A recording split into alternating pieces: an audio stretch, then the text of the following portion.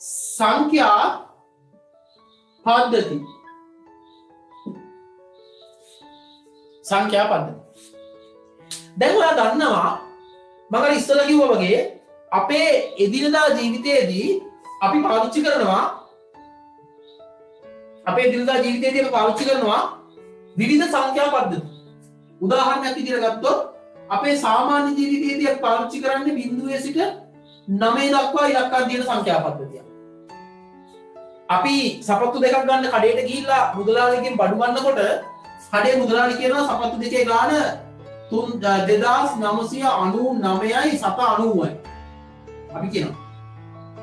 ඔයා ගිහිල්ලා කඩේ මුදලාලිගෙන් අහන්නේ මුදලාලි මේක 10 පාදේද කියලා. එහෙමත් නැත්නම් කඩේ මුදලාලි මේ සංඛ්‍යාව සපත්තු පෙට්ටියේ මේ ඉලක්කම ගහලා මෙතන 10 කියලා ලියලා කියන්නෙත් නැහැ. 10 කියලා. අර චූටි කාලේ මතකයි. ලිව්වනේ මේ. නේ? මොම ලියන්නෙත් නැහැ. මොකද අපි දන්නවා අපේ සාමාන්‍ය ජීවිතයේ අපි පාවිච්චි කරන්නේ 0.9ත් අතර ඉලක්කම්. ඒ කියන්නේ මේක 10 පාදයේ කියන එක අපි දන්නවා. 10 කියන සංඛ්‍යා පද්ධතිය. විද්‍යාඥයෝ ඉතිහාසඥයන්ගේ පොඩි පිළිගැනීමක් තියෙනවා. ඒගොල්ල පොඩි මතයක් හදාගෙන තියෙනවා. අර ඊජිප්තු කාලේ සංඛ්‍යා පද්ධති නිර්මාණය වෙනකොට මුලින්ම නිර්මාණය වෙලා තියෙන්නේ 10 පාදය. එම 10 පාදයේ නිර්මාණය වෙන්න හේතුව විදිහට ඒගොල්ලෝ කියනවා අපේ අතේ ඉලක්කම් 10ක් තියෙනවා. අපේ අතේ ඉලක්කම් 10ක් ඇඟිලි 10ක් තියෙන හින්දා ඒව ඉලක්කම් 10ක් විදිහට ඒගොල්ලෝ පාවිච්චි කරලා තියෙනවා. ඔයාට මතකයි චූටි කාලේ ගණන් කරන්න පටන් ගන්නකොට ගණන් කරන්නේ මේ ඉලක්කම් වලින් අතේ තියෙන ඇඟිලි වලින්. ඔයා ගණන් කරන්න පටන් ගන්න 1 2 එහෙමනේ ගණන් කරන්නේ. ඊට පස්සේ තවත් තේරෙන කාලෙකදී ඉස්කෝලේදී ගණන් හදනකොටත් ඔයා අතේ තියෙන ඇඟිලි පාවිච්චි කරනවා. තාමත් සමහර වෙලාවට ගණන් හදනකොට අතේ ඇඟිලි පාවිච්චි කරලා තමයි ඔයා එකතු කිරීම කරන්නේ. අතේ ඇඟිලි 10ක් තියෙන හින්දා අපි අපේ ජීවිතේ පාවිච්චි කරන ස්වාභාවික සංඛ්‍යා පද්ධතිය විදිහට 10 පාදේ හදාගත්ත කියලා නිකන් පොඩි මතයක් තියෙනවා. ඒ මතය ඔප්පු කරන්න විද්‍යාත්මක සාධක නැහැ.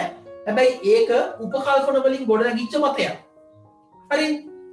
එතකොට සාමාන්‍යයෙන් අපි සංඛ්‍යා පද්ධතියක් විදිහට හඳුන්වන්නේ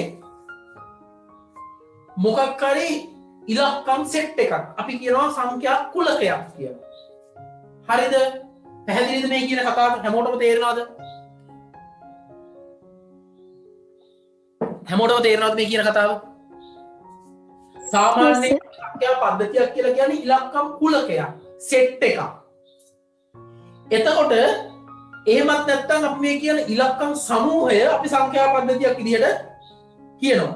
මේ සංඛ්‍යා පද්ධතියක් ඇතුලේ අපි පාවිච්චි කරන වචනයක් සංඛ්‍යාංක. සංඛ්‍යාංක. අපි ඔකට ඉංග්‍රීසියෙන් කියනවා ඩිජිට් එකක් කියලා.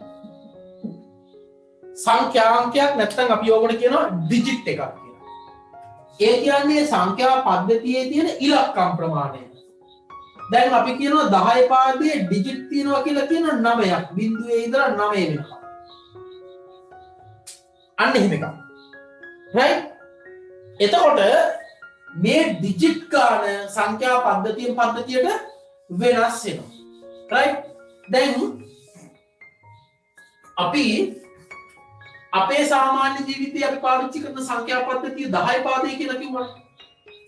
හැබැයි ඔය 10 පාදයේ කියන එක පරිගණක තාක්ෂණයට එනකොට පරිගණක ශාස්ත්‍රයට එනකොට තොරතුරු තාක්ෂණයට එනකොට 10 පාදයේ කියන එක පාවිච්චි කරන්න බැරි ප්‍රශ්න ටිකක් එනවා. හරිද?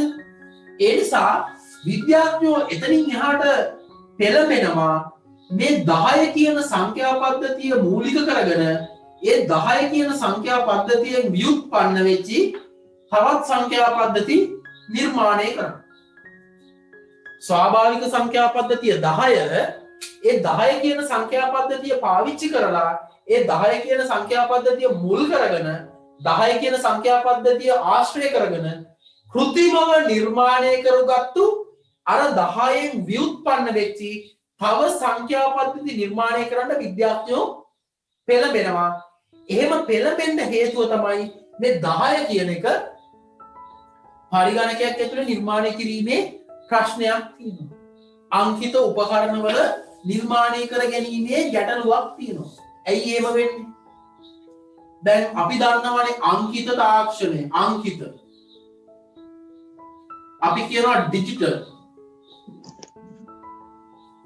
ඒ කියන්නේ අවස්ථා දෙකක් ඔයා දන්නවා ස්විච් එකක් on වෙන්න පුළුවන් off වෙන්න පුළුවන්. දොරක් open වෙන්න පුළුවන් දොරක් close වෙන්න පුළුවන්. ඔයා පාස් වෙන්න පුළුවන් ඔයා ෆේල් වෙන්න පුළුවන්. හරි බිඳුව වෙන්න පුළුවන් එක වෙන්න පුළුවන්. එතකොට දැන් ඔයාට බැරි ඔයාට දැන් කල්පනා වෙන්නේ නැද්ද ස්විච් එකක් on කරන්න off කරන්න මාර වැඩේනේ 10 පාදේ පාවිච්චි කරමු. ඉතියෝපියාවේ කට්ටිය ස්විච් එක on කරන්න off කරන්න 1යි 2යි පාවිච්චි කරනවා. ඇමරිකාවේ කට්ටිය 5යි 6යි පාවිච්චි කරනවා. ලංකාවේ කට්ටිය 8යි 9යි පාවිච්චි කරනවා. දැන් ඔය ප්‍රශ්නයක් නේද? මේකට 10 පාදේ පාවිච්චි කරනකොට ඕකනේ වෙන්නේ. අපිට ඕන වෙනවා අවස්ථා දෙකක් පමණක් තියෙනවා පෙන්නන්න. ඒ කියන්නේ pass fail, yes no, on off, open close. අවස්ථා දෙකක් තියෙනවා පෙන්නන්න. මේ අවස්ථා දෙකක් පමණක් තියෙනවා පෙන්නන්න 10 පාදේ පාවිච්චි කරන්න පුළුවන් නේද ඔය කියන විදිහට? බෑ නේද? ඇයි 10 පාදේ ඉලක්ක 10ක් තියෙනවා. දැන් අපිටම හිතා ගන්න බැරුව යනවනේ අපේ අවස්ථා දෙක පෙන්වන්න අපි පාවිච්චි කරන්නේ 0.1ද 2.3ද 4.5ද 9.8ද මොනවද කියලා අපිට හිතා ගන්න බැරි වෙනවා. ඉලක්කම් ගන්න වැඩි වෙන්න ඉලක්කම් ගන්න වැඩි වෙන්න අපිට හිතා ගන්න බැරි වෙනවනේ මොනවද මේකට දාන්නේ කියලා. අන්න විද්‍යාඥයෝ ওই ප්‍රශ්නෙට උත්තරයක් හොයනවා. දැන් සාමාන්‍යයෙන් මේ ලෝකේ හැමදාටම වෙලා තියෙන්නේ ගැටලුවක් ආවොත් තමයි ඒකට උත්තර හොයන්නේ. මැලේරියාව ආපු කාලේ මැලේරියාවට බෙහෙත් හොයාගත්තා. වසූරිය ආපු කාලේ වසූරියට බෙහෙත් හොයාගත්තා. මිනිස්සුන්ට අහසේ යන්න ඕනේ කියලා හිතාගත්තාම රයිට් සහෝදරයෝ ගුවන් යානය හොයාගත්තා. හරි? අභ්‍යවකාශයේ ගවේෂණය කරන්න ඕනේ කියලා හිතුවාම චන්ද්‍රිකා නිර්මාණය කරා. අභ්‍යවකාශ යාන නිර්මාණය කරා. දැන් කොරෝනා වලට බෙහෙත් ඕනේ හින්දා තමයි දැන් හොයාගන්නේ. දැන් අවුරුදු 100කට කලින් කොරෝනා වලට බෙහෙත් හෙව්වේ නෑ. අන්න විද්‍යාඥයන්ට දැන් ඔන්න ප්‍රශ්නයක් එනවා. අවස්ථා දෙකක් පමණක් තියෙන අගයන් පෙන්වන්න 10 පාදයේ කියන සංඛ්‍යා පද්ධතිය පාවිච්චි කරලා බෑ කියලා හිතනවා. බෑනේ අත. ඔන්න එහෙනම් වෙන සංඛ්‍යා පද්ධතියක් හදනවා. 2 පාදයේ කියලා. ඒකේ තියෙන්නේ 0.1යි විතරයි. අවස්ථා දෙකයි. හැබැයි 2 පාදයේ ඇතුලේ තියෙන්නේ මොනවද? 10 පාදයේ තියෙන ඉලක්කම්. ඒකනේ මම කිව්වේ. 10 පාදයේ කියන එක හැදිලා තියෙන්නේ අතේ තියෙන ඇඟිලි පාවිච්චි කරලා ගණන් කරන්න පුළුවන් වෙලා. ඒ හින්දා ස්වාභාවික සංඛ්‍යා පද්ධතිය ඉලක්කම් 10ක් තියෙනවා. 0 1 2 3 4 5 6 7 8 9 10 හැදෙන්නේ 1.1 එකතු වෙලා. 11 හැදෙන්නේ 1 1 එකතු වෙලා. 12 හැදෙන්නේ 1 2 එකතු වෙලා. අර 0 සහ 9 අතර තියෙන ඉලක්කම් වලින් අපිට ඕනේ සංඛ්‍යාවක් ලියන්න පුළුවන් 10 පාදේ. හැබැයි අවස්ථා දෙකක් පමණක් සමන්විත අගයන් ලියන්න බෑ. විද්‍යාඥයෙකුට ඕනේ වුණා නම් ස්විච් එකක් නිර්මාණය කරන්න ප්‍රෝග්‍රෑම් එකක් ලියන්න. ඒක කරන්න බෑ 10 පාදේ. ඇයි? 10 පාදේ තියෙන 0.9 අතර ඉලක්කම් 10ක්. ස්විච් එකේ තියෙන්නේ on සහ off විතරයි. දොරක් ඇරෙන්නයි වැහෙන්නයි ප්‍රෝග්‍රෑම් එකක් ලියන්න ඕනේ වුණා. 10 පාදේ පාවිච්චි කරන්න බෑ. ඇයි? දොරේ තියෙන්නේ ඇරෙන එකයි වැහෙන එකයි විතරයි. හරි? ආන්ගේ හින්දා තමයි විද්‍යාඥයෝ එතනින් එහාට 10 පාදේ පාවිච්චි කරලා තවත් සංඛ්‍යා පද්ධති නිර්මාණය කරන්නේ. අවශ්‍යතාවයෙන් අනුව මතක තියාගන්න. මේ ලෝකේ හැමදාටම හැදෙන්නේ අවශ්‍යතාවයක් තිබ්බොත් විතරයි. ඕනෙම දේ. හරි? නිකමන කල්පනා කරන්නකෝ ඔයාලගේ GA කිව්වල බාහිර උපාධිය කිව්වනම් ICT පාස් වුණත් ෆේල් වුණත් උපාධිය දෙනවා කියලා කිව්වනම් මේ නිදි මරාගෙන ඉඳලා IT කරගන්නේ මොන පිස්සුද? මේ වෙලාවේ මොකක් හරි ටෙලිග්‍රෑම් එකක් බලලා නිදා ගන්නවා. හැබැයි ඔයාට අවශ්‍යතාවයක් තියෙනවා. අවශ්‍යතාවයට තමයි ඔයා ඒකට උත්තර හොයන්නේ. හරි. මෙතෙන්ට අදාළ නැති කතාවක්. ඉස්සර අපි ඔය මේවා ලියනකොට අවස්ථා දෙකක් ලියනකොට අපි ලියුවා on off, open close, pass fail, එක බිඳුව, yes no, true false. ඔය ලියන ගමන් අපි ලියුවා male female කියලා කිව්වා. ඉස්සර. දැන් ලියන්නේ.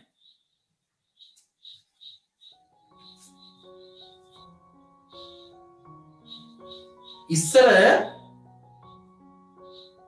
ඔයාට ඒ කාලේ මම දන්නවා ඔයාට මතක නෑ. හරිද? 2000 ඔය 5 6 7 8 විතර වගේ කාලේ ඔයා IT පාවිච්චි කරලා නැතුව ඇතිනේ. ඒ කාලේ අපි ඊමේල් ඇඩ්‍රස් එකක් හදනවා නම්, ඒ කාලේ අපි Facebook account එකක් හදනවා නම්, ඒ කාලේ 2006 5 විතර වගේ Facebook කියලා එකක් තිබ්බේ නෑ. ඒ කාලේ තිබ්බේ hi-fi කියලා එකක්. අර අපි යාළුවෝ හම්බුනාම කියන්නේ දාන්න පහක් කියලා කියන්නේ. hi-fi කියලා තිබ්බා. Facebook වගේ සෝෂල් මීඩියා එක. තේරුණාද? තේරුණාද? දැන් සමහර කට්ටිය හිතාන ඉන්නවා නේද? අපි තමයි ඉස්සල්ලාම ආවේ හිත අපි තමයි මේක ඉන්න ඕනේ කියලා. එහෙම ඉන්නවා සමහර කට්ටිය. ඒගොල්ලෝ කියනවා අපි තමයි ඉස්සල්ලාම වැඩේ පටන් ගත්තේ. අපි තමයි ඉස්සල්ලාම ආවේ. අපි තමයි ඉස්සල්ලාම ගියේ. ඒ හින්දා අපිට තමයි මේක අයිති කියලා කියනවනේ. ලෝකෙ ඉස්සල්ලාම අපි මම දන්න කාලේ. හරි? මම IT ඉගෙන ගන්න පටන් ගත්තේ 1999. එතනින් පස්සේ මම දැකපු එකම සෝෂල් මීඩියා නෙට්වර්ක් එකක් විදියට මුලින්ම දැක්කේ hi-fi කියන වෙබ්සයිට් එක. hi5.com. හොඳට කරගෙන ආවා. හොඳටම අර ඔයාගේ භාෂාවෙන් කියනවනම් සුපිරියටම තිබ්බා. හරි? ඊට පස්සේ 2005 විතර වගේ කාලෙ වෙනකොට ඔය මේ මාර්ක් සකර්බර්ග් කියන පොඩි කොළු පැටියා 85 මං හිතන්නේ ඉපදිලා තියෙන්නේ 85 හරි 86 හරි 85 මාර්ක් සකර්බර්ග් එයා මේ කැම්පස් එකේ එයාගේ ප්‍රොජෙක්ට් එකට එයාගේ තීසිස් එක කරනවා ප්‍රොජෙක්ට් එකට එයා මේ හදාගන්න පොඩි සොෆ්ට්වෙයාර් එකක් එයා දැක්ක hi-fi කියලා සොෆ්ට්වෙයාර් වෙබ්සයිට් එකක් තියෙනවා එයා ඒ වගේම එකක් හදුවා මේ කැම්පස් එකේ ඉන්න යාළුවෝ අතර සංනිවේදනය කරලා දැම්මම මේක මාර විදියට ෆේමස් වුණා ඊට පස්සේ අර ඉස්සල්ලාම ආපු hi-fi එක නැත්තරම නැතුව ගියා මේ විතරක් නෙවෙයි මාර්ක් සකර්බර්ග් ඒකත් ගන්නවා. ඔය තියෙන ලෝකේ තිබ්බ WhatsApp ඔය එක එක જાති අලුත් ඇප්ලිකේෂන් ඔක්කොම මෙයා සල්ලි දීලා ගන්නවා. හරි. මම මේ කියන්න ගියේ ඔය 2006 2007 විතර වගේ ඔයා ඊමේල් ඇඩ්‍රස් එකක් හදනවා නම් ඔයා Facebook account එකක් හදනවා නම් ඔයාට ඒ කාලේ අර ස්ත්‍රී පුරුෂ භාවය ටයිප් කරන්න තියෙන චෙක් බොක්ස් එකක් නෙවෙයි ස්ත්‍රී පුරුෂ භාවය මේක අපිට ටයිප් කරන්න දෙන්නේ නැහැ YouTube එකේ මොන හරි ඊමේල් account එකක් එහෙම හදනකොට අපිට මේක ටයිප් කරන්න දෙන්නේ නැහැ ලිස්ට් එකක් තියෙනවා මේ ලිස්ට් එකෙන් තෝරන්න ඕනේ මෙහෙම පොඩි ඊතලයක් තියෙනවා මේ ලිස්ට් එකෙන් අපිට තෝරන්න ඕනේ මෙහෙම ලිස්ට් එකේ පල්ලෙහාට තියෙනවා හරි ඉස්සර මේකේ දෙකයි තිබ්බේ කාලේ ඉස්සර මේකේ තිබ්බේ මේල් තිබ්බා ෆීමේල් තිබ්බා ඉස්සර මේ මෑතකදී ඊමේල් ඇඩ්‍රස් එකක් හදපු කෙනෙක් මට කියන්නකෝ මේකේ දැන් කීයක් තියෙනවද දැනුත් ඉන්නේ මේල් ෆීමේල් විතරයි මම කියන්නේ දැන් මේක ASCII තියෙනවා ඔප්ෂන් 3ක් not specify කියලා එකකුත් තියෙනවා සමහර කට්ටිය ඉන්නවා මම සමහර කට්ටිය ඉන්නවා ඒගොල්ලෝ ගැරුද පිළිමිද කියලා කියන්න කැමති නැහැ ඒගොල්ලන්ට ඔප්ෂන් එකක් දාලා තියෙනවා අර ඔය ලෝකේ තියෙනවා එක එක ඔය මානව හිමිකම් මනම්මන කතන්දර ටික ඒ ලෝකේ ඔය කවුරු හරි කියන්නේ නැති මේ දෙකටම කියලා කියන්න කැමති නැති කට්ටියකුත් ලෝකේ ඉන්නවා ඒගොල්ලන්ට යන්න තැනක් නැහැ ඊමේල් account එකක් හදාගන්න තැනක් නැහැ කියලා. ඉතින් දැන් හදන software වල දැන් හදන website වල මේ option දෙකට අමතරව තව option තියෙනවා. අන්න ඒ හේතුව හින්දා අවස්ථා දෙකක් පමණක් කියන අගයන් වලට අපි දැන් male female කියන එක දාන්නේ නැහැ. හරි? ඉස්සර අපි දැම්මා ඔක. on off open close yes no pass fail 1 0 true false ඉස්සර ඔය තමයි තියෙන්නේ. දැන් ඔන්න ඔය අවස්ථා දෙකක් පමණක් සමන්විත අගයන් පෙන්වන්න අපිට දශමක සංඛ්‍යා පද්ධතිය 10 පාදය පාවිච්චි කරන්න බෑ. ඔය හේතුව හින්දා තොරතුරු තාක්ෂණය නිසාමයි මේක නිර්මාණය වෙන්නේ. ඔන්න විද්‍යාඥයෝ හදනවා තවත් සංඛ්‍යා පද්ධතියක් ද්විමය කියලා. ද්විමය. අපි ඕකට කියනවා බයිනරි. අපි ඕකට කියනවා බයිනරි. දෙකේ පාදේ. right? මම තාම මේ සංඛ්‍යා පද්ධති වලට ආවේ නැහැ. තව ටික කාලයක් යනවා. ප්‍රෝග්‍රෑමින් දියුණු වෙන්න පටන් ගන්නවා. ප්‍රෝග්‍රෑමින් දියුණු වෙන කාලයක් යනකොට ඔන්න විද්‍යාඥයෝ ඔන්න ප්‍රෝග්‍රෑමර්ස්ලාට තේරෙනවා දැන් 10 පාදයටත් ඒක වැඩි 10 පාදය කියන එක ලොකු වැඩි අපිට. හැබැයි දෙකේ පාදය කියන එක මදි අපිට. අවස්ථා දෙකක් නෙවෙයි තව සමහර අවස්ථාවල ඊට වඩා පෙන්වන්න ඕන වෙනවා. ඒ කියන්නේ 10 පාදයයි දෙකේ පාදයයි අතර අපිට පෙන්වන්න වෙන අවස්ථා තියෙනවා. උදාහරණයක් විදිහට ගත්තොත් ඔයාලා ඉගෙන ගන්න තියෙනවා අර මුල දවස්වල ඉගෙන ගත්ත මේන් ෆ්‍රේම් කියලා කම්පියුටර් එකක් නේ මහා පරිමාණ කියන්නේ අපි ගත්තොත් මේ මේන් ෆ්‍රේම් මහා පරිමාණයෙන් අපිට අර ඔයා ඉගෙන ගත්තා ටර්මිනල් 10000ක් සම්බන්ධ කරලා තියෙනවා. ඒක මහා පරිමාණයෙන් පැතිරිච්ච පරිගණක. හරි. sorry 1000 සුපර් කම්පියුටර් එකේ 10000ක් මේන් ෆ්‍රේම් එකේ 1000ක් ඊට පස්සේ අපි කතා කරමු මිනි එකේ 10ක් 12ක් අතර. මතකයි නේ ඩම් ටර්මිනල්ස් කියලා ඉගෙන ගත්තේ. ඔය මේන් ෆ්‍රේම් කියලා කම්පියුටර් එකක් කරනවා. ඒකේ තියෙනවා ටර්මිනල් 1000ක්. ප්‍රෝග්‍රෑම් එකක් ලියන්න ඕන වෙනවා. ඒගොල්ලන්ට හිතනවා දෙකේ පාදයේ සංඛ්‍යාව මදි කියලා. තව C වගේ ප්‍රෝග්‍රෑමින් ලැන්ග්වේජස් හදන්න පටන් ගන්නවා. ඒවා කරගෙන යනකොට දෙකේ පාදයේ කියන එක මදි වෙනවා ඒගොල්ලන්ට. අන්න විද්‍යාඥයෝ හොයාගන්නවා තව සංඛ්‍යා පද්ධතියක්. ඒකට අපි කියනවා අෂ්ටකමය. අර තියෙන අෂ්ටක නෙවෙයි අෂ්ටකමය. අපි ඒකට කියනවා ඔක්ටල්. අටේ පාදේ. හරි? නිදි නෑ නේ ළමයි. හරි අටේ පාදේ. ඊට පස්සේ තව ටික කාලයක් යනවා. තව ටික කාලයක් යනකොට මේ පරිගණක තාක්ෂණය දියුණු වෙන්න 10 පාදේ මදි වෙනවා. සමහර වැඩවලදී. අපිට සමහරලාට හිතනවා අනේ අත් දෙකකුයි කකුල් දෙකකුයි නැතුව සමහරලාට අර තිබ්බනම් අර සමහර දෙවිවරුන්ට වගේ 12ක් විතර තිබ්බනම් මරු කියලා හිතනවනේ සමහර වෙලාවල් වල. මට ඉස්සරේ හිතනවා. A level පන්තියක් කරනකොට A level කරන ළමයිගේ homework දෙනවනේ පන්ති ඉවරුණා. හරි ළමයි 300ක් හිටියත් 400ක් හිටියත් 500ක් හිටියත් homework දෙනවා. මේ සතියේ උගන්වලා ඉවර වෙලා මේ සතියේ homework එකක් දෙනවා ඊළඟ සතියේ ලියන්න ඕනේ. ළමයි මේ homework එක ලියලා පොතක් දෙන්නේ. සතියක් යන සතියක් අපේ වැඩ තිබ්බේ. මේ සතියේ homework එකක් දෙනවා ඊළඟ සතියේ quiz එකක් දෙනවා. අද උගන්නලා homework එක දුන්නාම ළමයා homework එක ලියලා ඊළඟ සතියේ පොත් ටික ගෙනත් දෙන්න ඕනේ. මම පොත් ටික ගෙනල්ලා ඒක බලනවා. ඊළඟ සතියේ මම පොත් ටික බලන හින්දා ළමයාට homework එක ලියන්න පොත නැහැනේ. එතකොට මම දෙන්නේ quiz එකක්.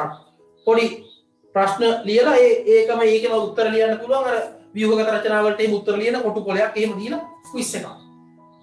ඒක ළමයා ලියලා ඒකත් දෙනවා. ඒක මම අරන් ගිහලා ඒක බලනවා ඊළඟ සතියේ homework පොත ගෙනත් දැන් එහෙම කරන්න ගියාම කෑගල්ලයි කුරුණෑගල්ලයි ගම්පහයි ඔක්කොගේම පන්ති කරන කාලේ සමහර වෙලාවක් තියෙනවා සතිය මදි පොත් ටික බලලා ඉවර කරන්න.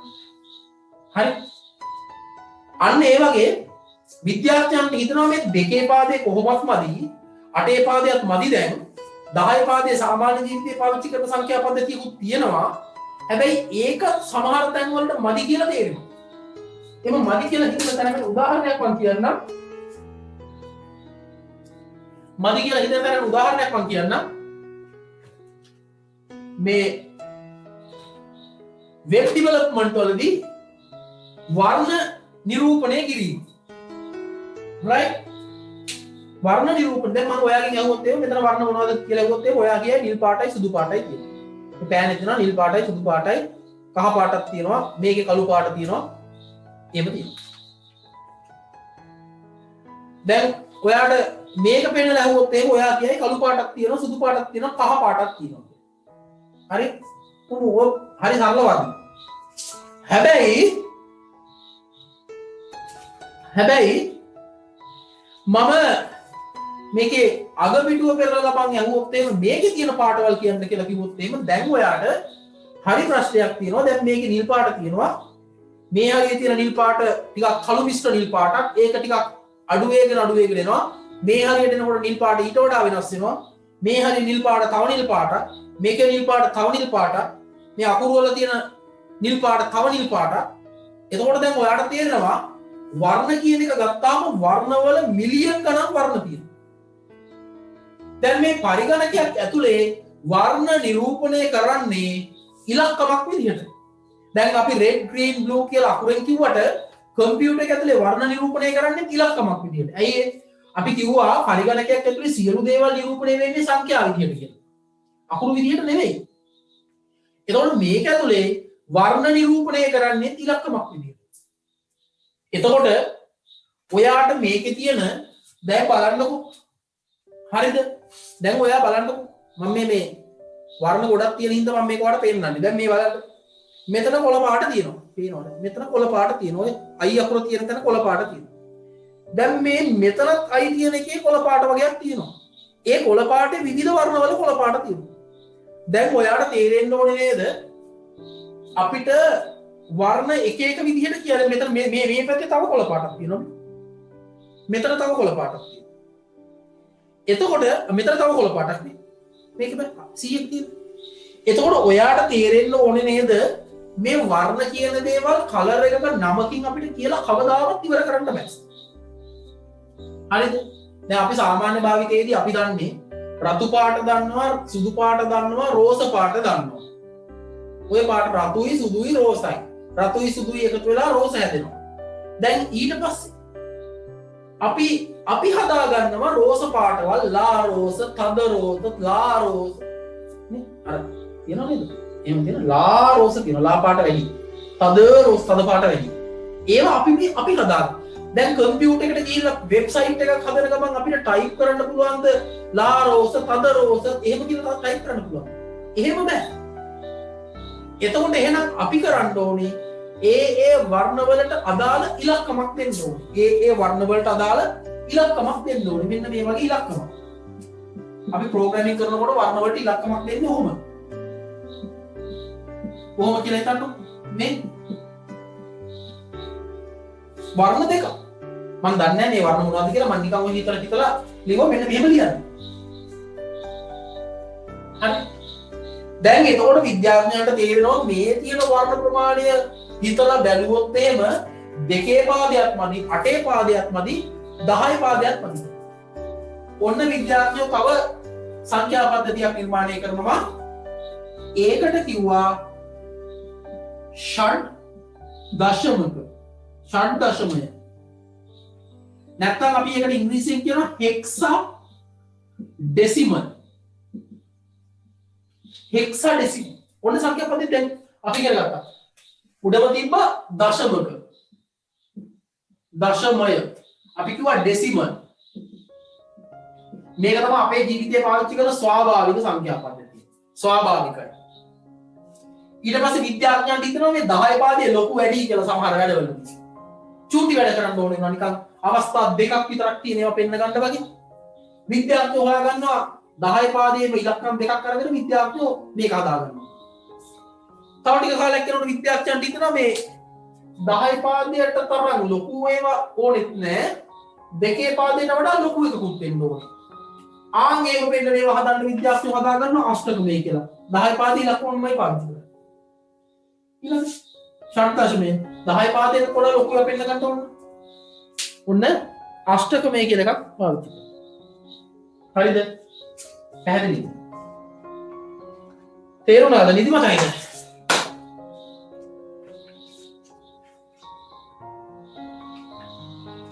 මම මේ දැන් මේක print කරලා දුන්නේ ලියන්න ගියා නම් අද දවසේ ඔයාලට ගොඩක් ලියන්න තියෙන හින්දා. හරි. ඔන්න බලන්නකො ටියුට් එකේ තියෙනවා. අපේ එදිනදා ජීවිතයේදී දෛනික කටයුතු සිදු කරන විට සංඛ්‍යා පද්ධති භාවිතා කරයි. එම සංඛ්‍යා විද්වේශීල 9 දක්වා වූ ඉලක්කම් වලින් නිර්මාණය වී ඇත. එසේම පරිගණකයක් භාවිතා කරමින් අකුරු ඉලක්කම් සංකේත හෝ වචන යතුරු ලියනය කරන අවස්ථාවේදී පරිගණකයේ මගින් එම අකුරු ඉලක්කම් සංකේත හෝ වචන පරිගණකයට පහසුවෙන් තේරුම් ගත හැකි සංඛ්‍යා ලෙස නිරූපණය කරගනි. ඒවා පරිගණකය තුළ බිඳුව සහ එක භාවිතා කරමින් නිරූපණය තේරෙනවනේ කතාව. අපි මොන දේ කරත් පරිගණකයක් ඇතුළේ ඒවා පෙන්වන්නේ බිඳුව සහ එක කියලා විතරයි. මෙවැනි ඉලක්කම් සමූහයක් සංඛ්‍යා පද්ධතියක් ලෙස හැඳින්වේ. එනම් සංඛ්‍යා පද්ධතියක් යනු ඉලක්කම් කුලකයකි. මේවා මම කිව්වා. සංඛ්‍යා පද්ධතියක් දැන් පේපර් එකේ හැබැයි මෙහෙම අහන්න පුළුවන්. සංඛ්‍යා පද්ධතියක් යනු කුමක්ද? හරි. ඉලක්කම් කුලකයකි. සංඛ්‍යා පද්ධතියක් සංඛ්‍යාංක digits නමින් හැඳින්වෙන සීමිත ඉලක්කම් සංඛ්‍යාවකින් සමන්විතය. එක් සංඛ්‍යා පද්ධතිවල මෙම සංඛ්‍යා ගණන වෙනස් වේ. එමෙන්ම මෙම සංඛ්‍යාවල වටිනාකම ඒවා සංඛ්‍යාව තුළ පිහිටන ස්ථානය මත රඳා පවතී. ඒක අපි ඉස්සරහට කතා කරනවා. ලෝක ප්‍රථම ගණකයේ අන්තයේ සැලකෙන ඇබකසෙහිද සංඛ්‍යා පද්ධති සංකල්පය තිබූ අතර වර්තමාන පරිගණකයේ දක්වා දියුණු වී ඇත. මෙන්න භාවිතා වන සංඛ්‍යා පද්ධති: දශමය සංඛ්‍යා පද්ධති, ද්විමය සංඛ්‍යා පද්ධති, අෂ්ටක සංඛ්‍යා පද්ධති, ෂඩ්දශමක සංඛ්‍යා පද්ධති. මෙම සංඛ්‍යා පද්ධති වලින් දශමය සංඛ්‍යා පද්ධතිය එදිනෙදා කටයුතු සඳහා යොදා ගන්නා අතර ස්වාභාවික සංඛ්‍යා පද්ධතියක් වන අතර අනෙකුත් සියලු සංඛ්‍යා පද්ධති සඳහා ඒවා අංකිත පරිගණකවල පාවිච්චි කරනවලු මේ දශමක සංඛ්‍යා පද්ධතියේ ව්‍යුත්පන්න වෙලා තියෙනවලු.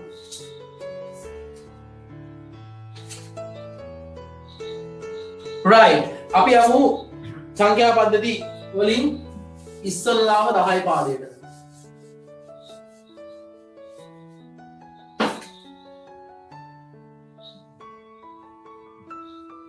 මේ 10 පාදය ගැන කතා කරන්න කලින් මම කතා කරනවා ඕනෑම සංඛ්‍යා පද්ධතියක් විස්තර කරනකොට පාවිච්චි කරන වචන ටික. එකක් සංඛ්‍යා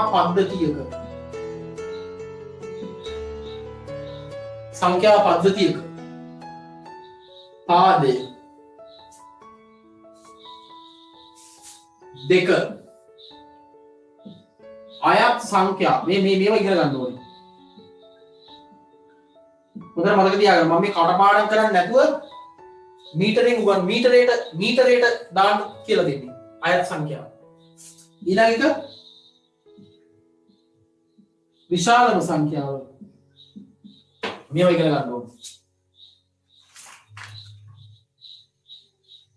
ඊට පස්සේ තව එකක් තියෙනවා. වැඩිම වෙසෙසි අගය. අපි ඔකට කියනවා most significant digit MSD. අඩුම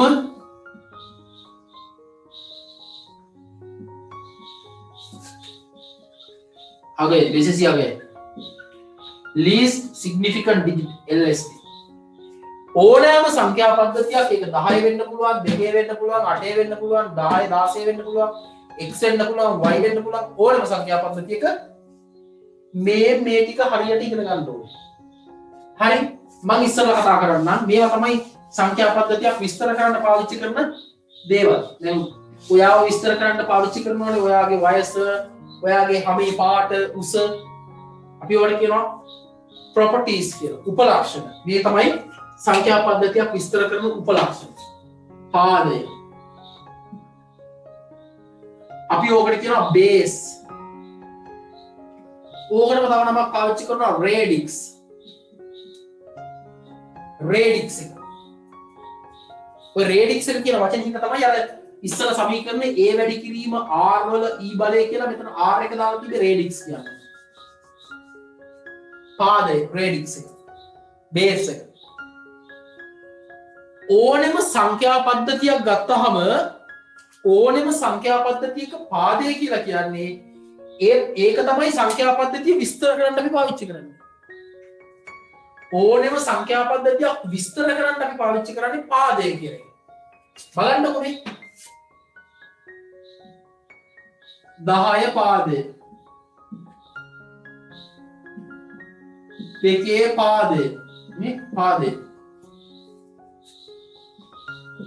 8 පාදය. පාදය.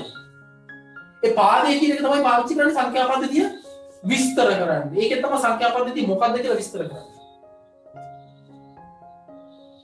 හරි? මේ පාදය කියන එක සමානයි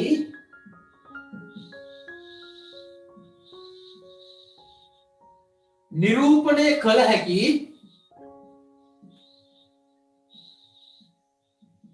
ඉලක්කම් ගණන. ඕනෑම සංඛ්‍යා පද්ධතියක පාදය කියන එක සමානයි එම සංඛ්‍යා පද්ධතියෙන් නිරූපණය කරන්න පුළුවන් ඉලක්කම් ගණන. හරි? 10 පාදය බලන්නකෝ.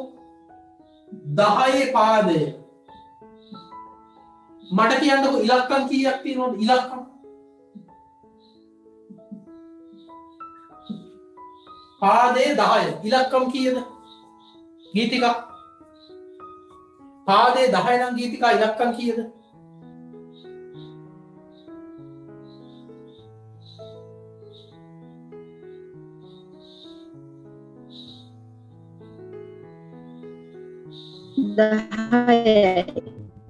පාදේ 10 නම් ඉලක්කම් 10යි. පාදේ 2 නම් ඉලක්කම් කීයද? පාදේ 2 නම් ඉලක්කම් 2යි. පාදේ 8 නම් ඉලක්කම් කීයද? 8යි. 8යි.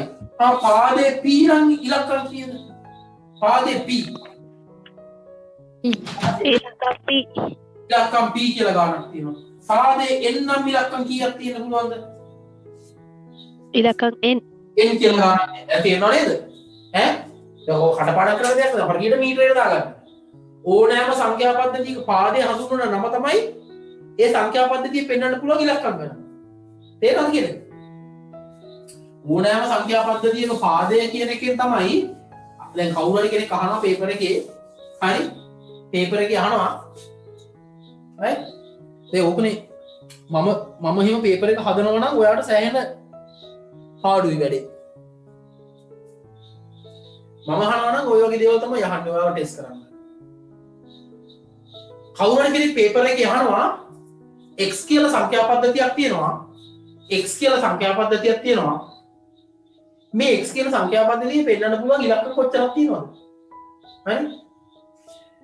දැන් අද මේ කතාව දන්නේ නැති අද මේ පන්තියේ හිටපු නැති ළමයි නම් පේපර් එක හදපු එකාගේ පරම්පරාව 7කට විතර වයින්නවා. ඇයි? අපි කොහොමද දන්නේ x කියන සංඛ්‍යා පද්ධතියේ පාදය මොකක්ද කියලා? දැන් ඔයා දන්නවද නැද්ද? ඒ ළමයි දන්නේ නැතුවට ඔයා දන්නවද නැද්ද? x කියන සංඛ්‍යා පද්ධතියක් තියෙනවා නම් සංඛ්‍යා පද්ධතිය හඳුන්වන්නේ ඒකේ පාදයෙන් පාදය කියන එක සමානයි පෙන්වන්න පුළුවන් ඉලක්කම් ගන්න. එහෙනම් x කියලා සංඛ්‍යා පද්ධතියක් තියෙනවා නම් x වල පාදය කීයද? x සංඛ්‍යා පද්ධතිය x නම් පාදය x ඉලක්කම් ගන්න කීයද? 8x. හරිද? තේරෙනව නේද? මතක තියාගන්න. පාදය බලන්නකො ටියුට් එකේ තියෙනවා සංඛ්‍යා පද්ධතියක පාදය. ඕනෑම සංඛ්‍යා පද්ධතියක පාදය එම සංඛ්‍යා පද්ධතිය නිරූපණය කළ හැකි ඉලක්කම් ගණනට සමාන වේ. එය එම සංඛ්‍යා පද්ධතිය විස්තර කිරීමට භාවිතා කරයි. හරිනේ? අපි කියන්නේ 10 පාදේ, 8 පාදේ, 2 පාදේ සංඛ්‍යා පද්ධතිය විස්තර කරන්නත් පාවිච්චි කරනවා. ඉංග්‍රීසි භාෂාවෙන් රේඩික්ස් ලෙස හඳුන්වයි. මේ බලන්න දශමක සංඛ්‍යා පද්ධතිය පාදේ 10, ද්විමය පාදේ 2, අෂ්ටක පාදේ 8, ෂඩ්දශමක පාදේ 16. right? ඊළඟ එකේ තියෙනවා ඕනෑම සංඛ්‍යා පද්ධතියක අයත් සංඛ්‍යා ගණන එම සංඛ්‍යා පද්ධතියේ අන්න printing mistake එකක් තියෙනවා. ඕනෑම සංඛ්‍යා පද්ධතියක අයත් සංඛ්‍යා ගණන එම සංඛ්‍යා පද්ධතියේ මොකටද සමාන වෙන්නේ?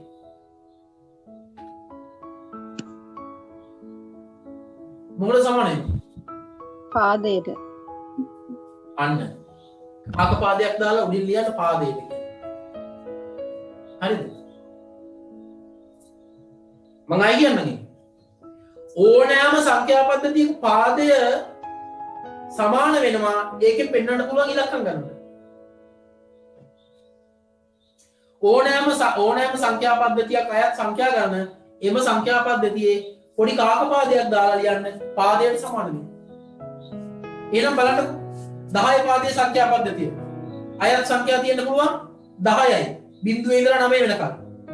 හරි නේද? බලන්න දශමක දශමය කියලා තියෙනවා. පාදයේ 10යි. අයත් සංඛ්‍යා බිංදුව 1 2 3 4 ඔහොම ගියේ 9 වෙනකල් යනවා බිංදුවේ ඉඳලා 9 වෙනකම්. ද්විමය පාදයේ 2 අයත් සංඛ්‍යා මොනවද? බිංදුව සහ 1. ඊට පස්සේ අෂ්ටක පාදයේ 8 මොනවද අයත් සංඛ්‍යා? බිංදුව 1 2 3 4 5 6 7 1යි 2යි 3යි 4යි 5යි 6යි 7යි 8යි. හරි? ෂඩ්දශමක පාදයේ 16 මොනවද අයත් සංඛ්‍යා?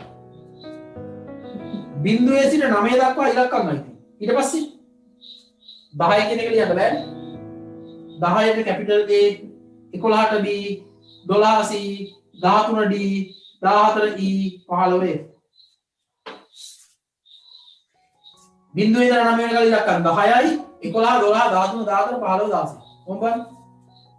ඕනෑම සංඛ්‍යා පද්ධතියකට අයත් වෙන සංඛ්‍යා ගණන එම සංඛ්‍යා පද්ධතියේ පාදයට සමානයි.